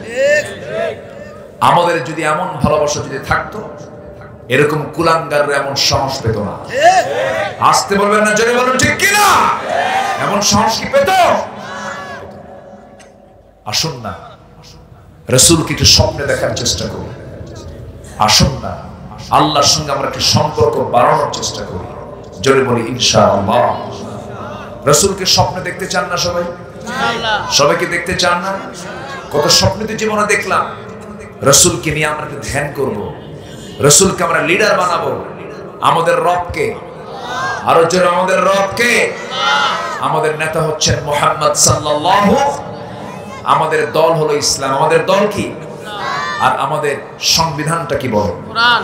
জয়, আমাদের সংবিধানটা কি? কোরআন। তাহলে রব আল্লাহ, নেতা রাসূল, দল ইসলাম, সংবিধান কোরআন, এই চার কথার ভিতরে যেই কথা বলতে আসবে জিহ্বা টেনে ছিড়ব আমরা। এই ক্ষেত্রে কোনো আপোষ করা যাবে না। সম্মানিত ভাইরা, সম্মানিত বন্ধুগণ, সাহাবীরা রাসূলকে কি পরিমাণ ভালোবাসতেন দেখেন। সবাই রাসূলকে ভালোবাসতেন, তবে একটু কম বেশি আছে। তো সবাইকে আবু বকর? সবাই তো আবু বকর না। এক সাহাবী আমার রাসূলকে কোন এক যুদ্ধের ময়দানে দূর থেকে লক্ষ্য করেন আর হাউমাউ করে কেঁদে ফেললেন। নবীর সামনে গিয়ে বলছেন, ইয়া রাসূলুল্লাহ, কেউ দেখেনি কিন্তু আমি কিন্তু দেখে ফেলেছি। রাসূল বলেন, তুমি কি দেখলা বলো তো? আমি দেখতে পেলাম আপনার পেটে পাথর বেঁধেছেন। আমার রাসূল বলেন, আমি তো তোমাকে দেখার কোনো সুযোগ দেই, তুমি আমাকে বুঝতে পারলে কেমনে? হুজুর, আমি আপনার কষ্ট আমি একটু হলেও ফিল করি। আমি আপনাকে খুব কাছ থেকে জানি। আপনি জামা পরেছেন, কিন্তু আপনার জামার নিচের দিকে তাকায় দেখি একটু উঁচু উঁচু হয়ে আছে, আপনার পেটে পাথর বেঁধেছে। রাসূল কেঁদে ফেললেন, যাবে আজকে 4 দিন 4 রাত আমার পেটে কোনো খাবার যায়নি, খেতে পারিনি। যাবে কোনো খাবার তো নাই। বদর গেল, এরপরে উহুদ আসলো, এরপরে খন্দক, সব তরবারি কিনতে, অস্ত্র কিনতে সব শেষ হয়ে গেল, খাবার তো নাই। জাবির বলেন, ইয়া রাসূলুল্লাহ, আমি একটু ব্যবস্থা করি। কি করবা? কি বাড়িতে আমার একটা ছোট্ট ছাগল আছে, ছাগলটা জবাই করে আপনার জন্য রান্না বান্না করবো। আপনি ছাগলটাকে খুব পছন্দ করেন, রুটি বানাবো আর ছাগলটা জবাই করে আপনাকে খাওয়াবো। বেশি জনকে বলবেন না, দু একজন সাথে নিয়ে আপনি চলে আসবেন, তৃপ্তি ভরে আপনাকে খাওয়াবো ইয়া রাসূলুল্লাহ। আমার নবীজি বললেন যাও, চলে গেছেন বাড়িতে। বউকে বললেন বউ বলে দিন শুধু রাসূলকে বলবেন আর কাউকে বলবেন না। কাছে ঠিক আছে, চলে আসলেন নবীর কাছে। সে বলছেন হুজুর রান্না বান্না কমপ্লিট, চলেন যাই। আমার নবীজি এই কথা শোনা মাত্রই বলছেন যাবে। আমি যে যাব ঠিক আছে, আমি তোমার দাওয়াত আমি সম্মতি দিয়েছি, আমি যাব, কিন্তু আমি কি একা যেতে পারি নাকি? নবীজির সঙ্গে সঙ্গে সামনে দাঁড়ায় বলছেন সাহাবীরা শোনো, আমার জাবের আমাকে দাওয়াত দিয়েছে, কিন্তু আমি তোমাদের সবাইকে দাওয়াত দিয়ে দিলাম, চলো সবাই যাই। যেরকম সুবহানাল্লাহ। নেতা আদর্শ নেতা কি একা খাবে না, সবাইকে নিয়ে খাবে? আর আজকের নেতাগুলো আগে খায় না পরে খায়? হ্যাঁ, কথা বলবো, কথা বলবো। আমার বন্ধুগণ, নবীজি আমার সঙ্গে সঙ্গে বলছেন সাহাবীরা তোমরা আমার সঙ্গে সবাই মিলে চলো, একসঙ্গে যাব জাবিরের বাড়িতে দাওয়াত, আমরা দাওয়াতটা খাবো। সাইয়েদনা জাবির বলছেন ইয়া রাসূলুল্লাহ কেমন যেন হয়ে গেল ব্যাপারটা, আমি কেমন করে আমি সামলাবো হুজুর? রাসূল মুস্কি হাসি মেরে বললেন জাবির রে, বান্দা যা রিজিকের দায়িত্ব তার, চলে যাও, কোনো চিন্তা করো না। আমার বন্ধুগণ, আমার নবীজি সারা জীবন সব সময় নিজের দিকে আগে তাকাতেন না, আগে দেখতেন কার পেট অপূর্ণ আছে সেই দিকটা আগে খেয়াল করতেন। ইভেন বাড়ির বউ আম্মা জান আয়েশা সিদ্দিকা বলেন গ্লাস ভর্তি আমি দুধ নিয়ে যেতাম নবীর কাছে, বলতাম হুজুর আপনি দুধটা পান করেন। নবী আমার দিকে ঠেলে দিয়ে বলতেন আয়েশা তুমি আগে পান করো, পান শেষে আমাকে দিবা। আম্মা জান আয়েশা বলেন আমি রাসূলকে কোনদিন আগে খাওয়াতে পারি নাই, রাসূল আমাকে উল্টা আগে খাওয়া দিয়ে এরপর তিনি বাকি অবশিষ্টটা খেয়ে নিয়েছেন। রাসূলকে আমি সহজ আগে সালাম দিতে পারি না, তিনি আগে আমাকে সালাম দিয়েছেন। নবীজি সবার জন্য আগে সবকিছু ম্যানেজমেন্ট করে এরপর নিজের জন্য চিন্তা করেছেন। সেই নবীজি বলছেন ওরে যাবে তুমি চলে যাও, আল্লাহ ফয়সালা করবেন। বাড়ি থেকে বউকে বলছেন বউ কাম তো সারা 6 কেজি ছাগল দাওয়াত দিয়েছে 600 সাহাবী। সুবহানাল্লাহ বলুন। কিন্তু আল্লাহ পারবেন না? আস্তে আল্লাহ পারবেন না? পারেন কিনা আল্লাহ বলেন, পারেন কিনা? আমার নবীজি সাইয়েদনা জাবির কি বলেন জাবির বান্দা যা রিজিকের দায়িত্ব তার। এই কথা গিয়ে যখন এই জাবির যখন তার বউয়ের সামনে গিয়ে বলছেন বউ কি করা যায়, রান্না বান্না করেছো কোনো তো উপায় নাই। এবার সাইয়েদনা জাবিরের বউটা বলতেছে ইয়া হে আমার স্বামী আপনি চিন্তা করেন কেন, যে বাড়িতে মেহমান আসে বেশি সেই বাড়িতে বরকত বেশি। যেরকম সুবহানাল্লাহ। কিছু কিছু বাড়ির বউরা আছে মেহমান দেখলে ওদের গা জ্বলে, আছে না?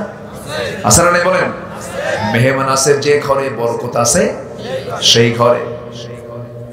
মেহমান নিয়ে খাবেন, বরকত ফুরাবে না, চাউল ফুরবে না, বাজার ফুরবে না। যে বাড়িতে মেহমান বেশি সেই বাড়িতে আল্লাহ তাআলার এক্সট্রা রহমত থাকে বেশি। সাইয়েদনা ইব্রাহিম আলাইহিস সালাম কখনো মেহমান ছাড়া খেতেন না, রাসূল কখনো মেহমান ছাড়া খেতেন না। একজন সাহাবী গরিব মানুষ, বাড়িতে 3 মাস বাজার নাই। কয় মাস বাজার নাই বলেন? 3 মাস বাজার নাই। 3 মাসের বাজার ছাড়া একটা পরিবার, বউ 3 মাসের মাথায় বলছে আমার স্বামী তালহা 3 মাস যাবত বাজার নাই। কোনো অভিযোগ আপনাকে দিচ্ছি না, কিন্তু আপনার কাছ থেকে দিনে দিনে কিছু কয়েন জমা করে করে এতগুলো কয়েন জমা করেছি, পয়সা জমা করেছি, আজকে একটু বাজারে যান, তৃপ্তি মতো বাজার করে আনবেন, তৃপ্তি মতো আজকে আমরা খাবো বাচ্চাদেরকে নিয়ে, আপনি তো বাজার করে আসেন।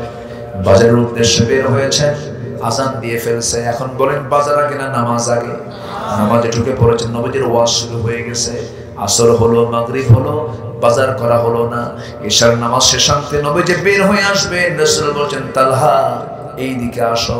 বেশ কিছু মেহমান ছিল, সবাইকে ভাগাভাগি করে দিয়ে দিয়েছি, একটা মেহমান বেঁচে গেছে, তুমি একে মেহমান হিসেবে নিয়ে যাও বাড়িতে। ওদিকে কি নাই? বাজার নাই। সাইয়েদনা তালহা কিছুই বললেন না, মেহমানকে সাথে নিয়ে ফাঁকা ব্যাগ নিয়ে, বাজারও করা হয় নাই।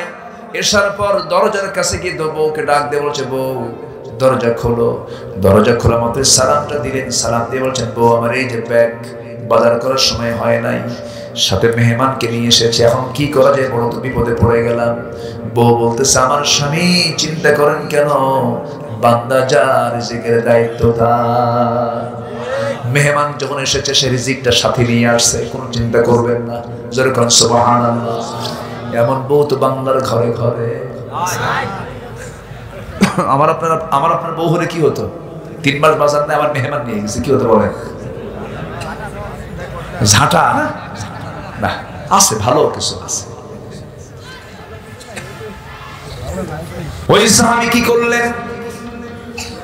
বলছেন আমার স্ত্রী এখন কি করা যায়? স্ত্রী বলছেন, স্বামী আমার কোন টেনশন করবেন না, ওই যে একটা তুষের বস্তা দেখা যায়, তুষের বস্তা একটু মাটিতে নেমে দেন। তুষের বস্তা মাটিতে নেমে দেওয়া হলো, চালনা দিয়ে চালতে চালতে চালতে চালতে মোটে কিছু জবের খুদ বের হলো। সেই খুদটাকে পিষদানি থেকে পিষে পিষে এটাকে আটা করা হলো, খামির করা হলো। মোটে 2টা রুটি প্রস্তুত হয়ে গেল। কত কষ্ট করে করে 2টা রুটি তারা বানিয়েছে।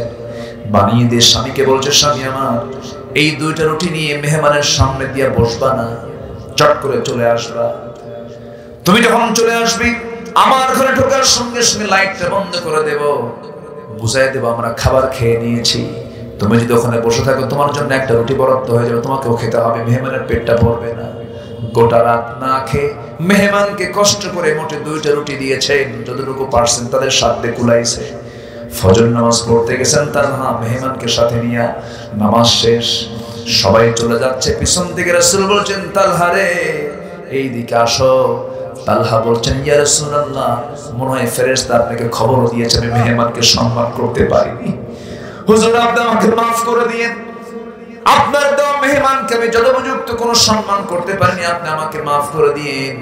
রাসূল বলছেন, তালহা উল্টা কথা বলো কেন? গত রাত্রে তুমি এবং তোমার বউ যে পরিমাণ মেহমানদারি করেছো, আরশ আজিম খুশি হয়ে গেছে। জোরে কান সুবহানাল্লাহ।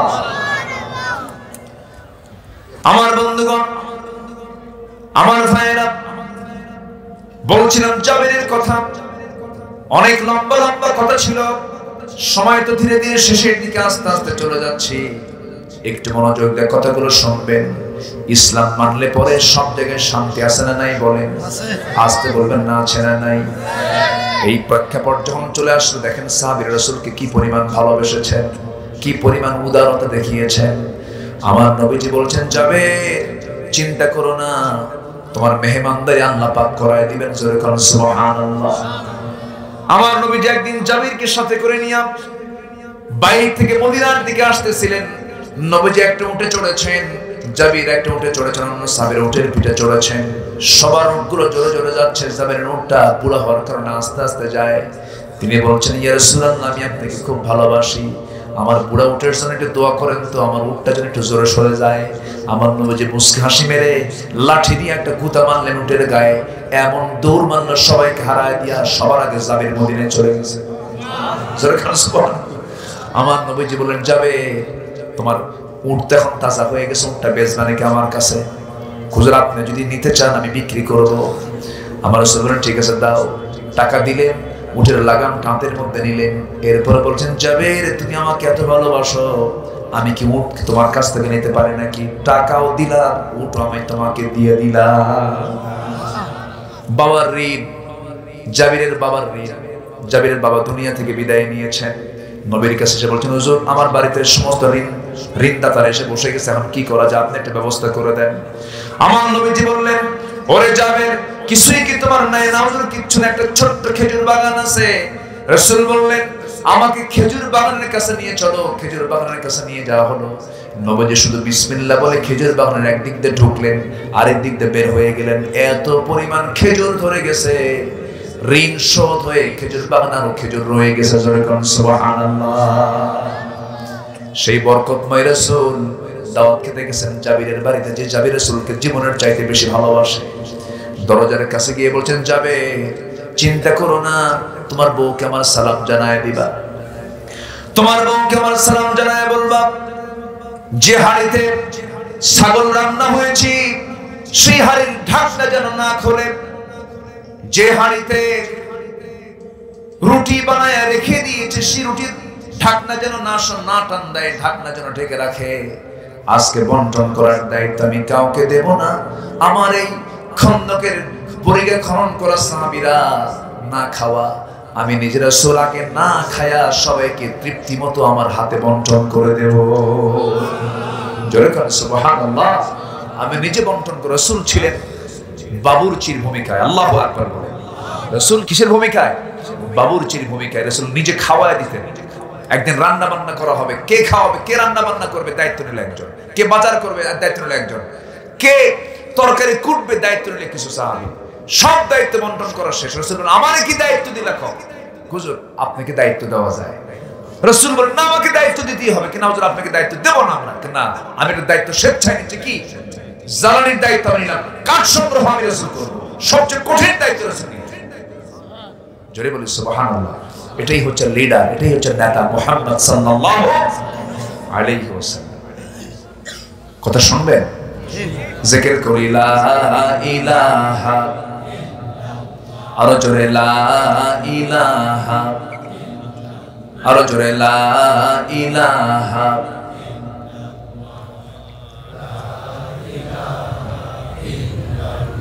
আরো জোরে লা ইলাহা,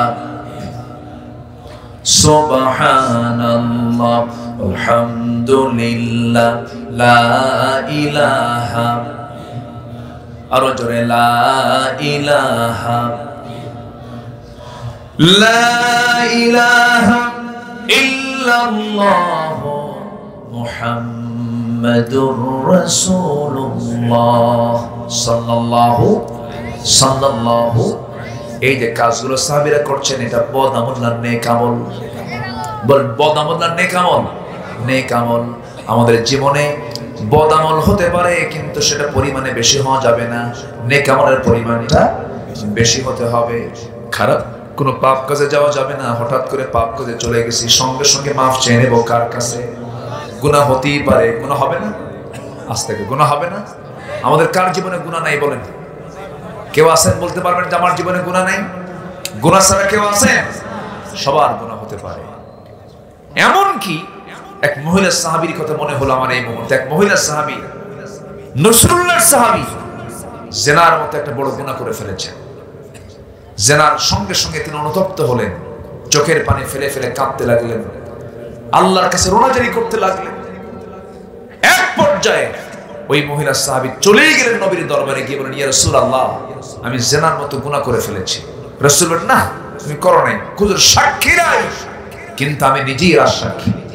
আপনি যতবার বলবেন আমি ততবার বলবো আমি জিনার মতো গুনাহ করে ফেলেছি। রাসূল বলেন, জিনা যদি করেই থাকো, পেটে সন্তান আসছে? হ্যাঁ আসছে। উপায় নাই, সন্তান ডেলিভারি না হওয়া পর্যন্ত তোমার উপরে কোনো আইন কার্যকর করা যাবে না, তুমি চলে যাও বাড়িতে। ওই মহিলা সাহেব বলেন, ইয়া রাসূল আমি যে বাঁচবো তার গ্যারান্টি কি? আমি তোমার জন্য দোয়া করে দিচ্ছি, তুমি চলে যাও, আল্লাহ তোমার প্রতি রহমত নাজিল করুন। ওই সাহাবী চলে গেলেন বাড়িতে। গিয়ে তার একটাই কাজ, সেটা হলো ক্ষমা চাওয়া। কার কাছে? আল্লাহর কাছে। চোখের পানি ফেলে ফেলে ক্ষমা চাচ্ছেন, তওবা করতেছেন, রোনাজারি করতেছেন। চোখের পানি এমন একটা বরকতের জিনিস, সাত সমুদ্রের পানি দিয়ে জাহান্নাম নিভবে না, কিন্তু বান্দা যদি আল্লাহর ভয়ে চোখের পানি এক ফোঁটা ফেলতে পারে, 7টা জাহান্নাম তার জন্য নিভে যাবে। জোরে বলি সুবহানাল্লাহ। ওই মহিলা ভুল করে ফেললেন, তওবা করতেছেন, আল্লাহর কাছে রোনাজারি করতেছেন। শেষ পর্যন্ত সন্তান ডেলিভারি যখন হয়ে গেছে, ওই মহিলা সাহাবী করলেন কি, 2 দিন পর নয়, 3 দিন পর নয়, 1 দিন পর ডেলিভারি, 1 দিন পর নবীর কাছে গিয়ে বলছেন, ইয়া রাসূলুল্লাহ সন্তান তো ডেলিভারি হয়ে গেছে আমার, রাসূল বলেন সন্তানটা জীবিত না মৃত? সন্তান তো জীবিত। রাসূল বলেন কোনো কথা নাই, হাউলাইনি কামিলাইন, সন্তান তোমাকে অবশ্যই দুধ পান করাতে হবে, নচেত সন্তানটা মারা যাবে। সন্তানের দুধ খাওয়ানো পর্যন্ত তোমাকে এই অবস্থায় রাখতে হবে। মহিলা বলছেন ইয়া রাসূলুল্লাহ আমি যে বাঁচবো তার গ্যারান্টি কি? রাসূল বলেন আমি কিচ্ছু বলতে পারবো না, যাও তুমি তোমার সন্তানের তুমি লালন পালনের দায়িত্ব গ্রহণ করো।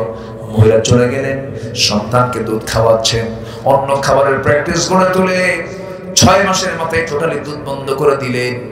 আমার বন্ধুগণ, রাসূলের সামনে একজন আসামি এসে সমস্ত দোষ স্বীকার করতেছে, তাকে রাখার জন্য জেলখানারও প্রয়োজন হলো না, তাকে ধরার জন্য পুলিশও লাগলো না।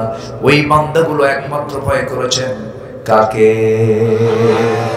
একটা আদর্শ নাগরিক তৈরি করার জন্য নাগরিককে সবার আগে ভয় ঢুকায় দিতে হবে। কার ভয়? রবের ভয় না রবের ভয়? প্রশাসনের ভয় না আল্লাহর ভয়? আমার ভাইয়েরা, শেষ পর্যন্ত কি হলো? সন্তান 6 মাসের মাথায় নবীর সামনে নিয়ে আসলেন। নবীর সামনে নিয়ে এসে বলছেন হুজুর এই যে সন্তান দুধ খাওয়া ছেড়ে দিয়েছে, আপনি আমাকে তৃতীয়বারের মতো আর ফেরত দিবেন না? নবীজি কেঁদে কেঁদে বলছেন ও সাহাবীরা এই মহিলাকে নিয়ে যাও, সন্তান আমার হাতে তুলে দাও। আমার নবীজি সন্তানটা হাতের মধ্যে উঠায় নিলেন, বলছেন ও সাহাবীরা এই সন্তানের লালন পালনের দায়িত্ব যে বান্দা গ্রহণ করবে, আমি রাসূল এবং ওই সেই সাহাবী জান্নাতের মধ্যে 2 নখের দূরত্ব অবস্থান করব। সঙ্গে সঙ্গে একজন সাহাবী এসে দৌড় মেরে নবীর কাছ থেকে সন্তান নিয়ে চলে গেছে। রাসূল বলেন ও সাহাবীরা এই মহিলাকে নিয়ে যাও, উম্মুক্ত মরু প্রান্তরে বুক পর্যন্ত পুঁতে রেখে পাথর মেরে শেষ করে দাও। ফারজুমুহুমা নাকালাম মিনাল্লাহ। নবীজি অর্ডার দেন, কিন্তু নবীর চোখে পানি। নবীর মধ্যে দয়া মায়া সবচেয়ে কম না সবচেয়ে বেশি? সবচেয়ে কম না সবচেয়ে বেশি? আমার নবীজি কেঁদে ফেলে দিলেন, সাহাবায়ে কেরাম তাকে নিয়ে চলে গেল। সাইয়েদনা আলী বলেন আমরা যখন ওই মহিলাকে পাথর মারছিলাম, ওই মহিলার কিছু রক্ত আমার গায়ে এসে লাগছিল, তিনি ভরসনা করলেন, তাকে লানত করছিলেন, পড়াশোনা করছিলেন। আমার নবীর কাছে এসে যখন বলেন হুজুর ওই মহিলার নাপাক রক্ত আমার গায়ে এসে লাগছিল, এমন অবস্থায় রাসূল বলেন আলী তুমি কার রক্তকে নাপাক রক্ত বলো তুমি কি জানো? আমার ওই সাহাবীর রক্ত জমিনে পড়ার পূর্বে আল্লাহ তাকে জান্নাতের মেহমান বানাইয়া নিয়েছে। জোরে বলে সুবহানাল্লাহ, আরো জোরে বলে সুবহানাল্লাহ। পাপীকে ঘৃণা করব না পাপকে ঘৃণা করব? পাপীকে ঘৃণা করা যাবে না, কারণ কোন পাপীকে আল্লাহ মাফ করে জান্নাত দিবেন আপনি কি বলতে পারবেন নাকি? ঈমানদার বেঈমান হয়ে মারা যেতে পারে, আবার বেঈমান ঈমানদার হয়ে মারা যেতে পারে। আমার নবীজি করলেন কি? আমার নবীজি বলছেন ও সাহাবী আলী যা বলেছো ওই মহিলার জানাজার দায়িত্ব আমি কাউকে দেব না, আমি রাসূল নিজে জানাজা পড়ায় দেব। আমার নবীজি জানাজার দায়িত্ব গ্রহণ করলেন। জানাজা শেষ করে বলছেন সাহাবীরা এই মহিলার জীবনের শেষ সময় পর্যন্ত যে পরিমাণ তওবা করেছে, এই তওবা যদি মদিনার 70 জন গুনাহগারদের মাঝে যদি বন্টন করে দেওয়া হতো, প্রত্যেকের গুনাহ মাফ করে আল্লাহ তাআলা প্রত্যেককে 70 জনকে জান্নাত দিয়ে দিতে। আমার ভাইরা এই জন্য আমরা মাফ চাইবো কার কাছে? আজ তো মাফ চাইবো আমরা কার কাছে? ক্ষমা চাইবো আমরা কার কাছে? মাফ করে দেওয়ার জন্য কে আছেন বলেন? আজ তো কে আছেন? আল্লাহ আছেন। আল্লাহ তুমি সবাইকে বোঝার তৌফিক দাও। জোরে বলি আল্লাহুম্মা আমিন, আরো জোরে আল্লাহুম্মা আমিন। শেষ করে দেই? হ্যাঁ শেষ করব না, আলোচনা চলুক, হুজুর বলুক। সব দিকে তো খেয়াল করতে হবে আমাদের। একটু বসেন, যে যেখানে আছেন। আমি খুব খুশি এতগুলো মানুষের ভিতর থেকে 2, 4, 5 জন 50 জন 60 জন লোক তো উঠতেই পারে। একটু বসেন। আবার আসছে জি আলহামদুলিল্লাহ, বলি আলহামদুলিল্লাহ। সবাই বসেন। তো জাবিরের বাড়ির কিন্তু দাওয়াতটা শেষ হয়নি, কিন্তু শেষ হয়েছে কি? শেষ তো হয়নি। তাহলে আমি শেষ করে দেই। এদিকে চূড়ান্ত সময় 12টা বেজে যাচ্ছে, সব দিকে আমরা খেয়াল করি। ফজর আছে না নাই বলেন? আমরা খালকুলার গ্রামকে কি মুক্ত দেখতে চাই? বেনামাজি মুক্ত। মনে আছে আপনাদের? এই যুব সমাজ যারা আছেন, যুব সমাজ, তাহলে বেনামাজি মুক্ত করতে গেলে যুব সমাজ কি বেনামাজি হওয়া যাবে না নামাজি হতে হবে? যে সরিষাতে ভূত তাড়াবেন, সরিষার মধ্যে যদি ভূত থাকে তাহলে কি হবে? হবে না। যুবকরা সবাই নামাজি হবে। জোরে বলি ইনশাআল্লাহ। আল্লাহ কবুল করুন। তাদের একটা টিম থাকবে, যে টিম দাওয়াতের কাজ করবে, দাওয়াতের টিম থাকবে। তারা তালিকা করবে এই গ্রামে কোন কোন মানুষের উপরে নামাজ ফরজ, মসজিদে যাওয়া দরকার, তাদের তালিকা করে পর্যায়ক্রমে দাওয়াতের মধ্য দিয়ে তারা মসজিদে নিয়ে আসবে। জোরে বলি ইনশাআল্লাহ। এমন টিম গঠন করার তৌফিক তাদেরকে দান করুন। জোরে বলি আল্লাহুম্মা আমিন। মাহফিল পরবর্তী এই কাজটা আপনারা করবেন, এটা লিস্ট করে রাখবেন। এই মাহফিল পরবর্তী এই কাজটা করবেন যে হুজুর এই কাজটা করার জন্য মাহফিলে বলে গেছে। দেখবেন মসজিদটা ভরে গেছে মুসল্লি দিয়া, গ্রাউন্ডটা শান্তিময় হয়ে গেছে। বলি আলহামদুলিল্লাহ। আল্লাহ কবুল করুন। আমি সবার কাছে একটু আরজ রাখবো, কবরস্থানের মাহফিল না, মসজিদ কবরস্থান সব মিলে আলহামদুলিল্লাহ তারা এত সুন্দর আয়োজন করেছে, চতুর্দিক থেকে ঢেকে ফেলেছে। উঠবেন না কেউ, যদি না দেন আপত্তি নেই, কিন্তু দোয়া থেকে কেউ মাহরুম হবো না। কবরস্থানের মাহফিল মানে কি কবরবাসীর জন্য দোয়া করা লাগবে না? আসছেন আমরা দোয়া করবো, আমি অন্যের জন্য দোয়া করবো, আমার জন্য অন্য দোয়া করবে। আপনি দোয়া করবেন না, আপনি দোয়া পাবেন না। এই জন্য দোয়াটা আমাদের করা জরুরি। সবাই বসেন, সবাই বসেন, কোনো সমস্যা নাই।